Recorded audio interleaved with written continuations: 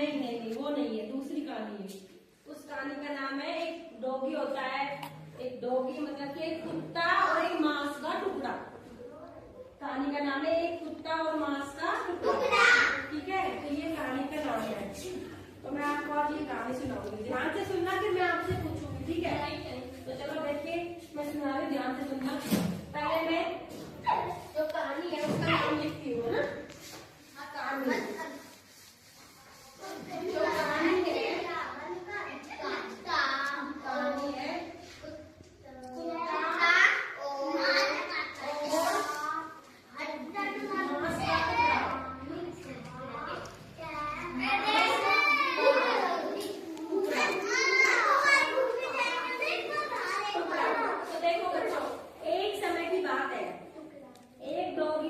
यानी कि एक कुत्ता था ना, वो बहुत भूखा था। कुत्ता क्या था, बहुत भूखा था।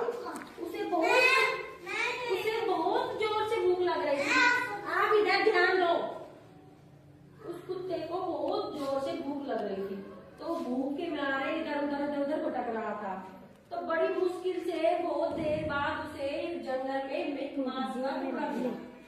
ठीक है, तो उस नदी के किनारे, जो जंगल में नदी थी, उस नदी के किनारे उस कुत्ते को एक मांस का टुकड़ा मिला। तो उस कुत्ते ने उस मांस के टुकड़े को उठाया और खाने के लिए नदी के किनारे जाके बैठ गया खाने के लिए। जैसे ही वो खाने लगा तो उसने सोचा कि मैं पानी पी लेता हूँ ना, उसको प्यास भी लग रही थी। तो वो पानी पीने के लिए उस मांस के टुकड़े को उठा के और मुंह खोलने लगा नदी में।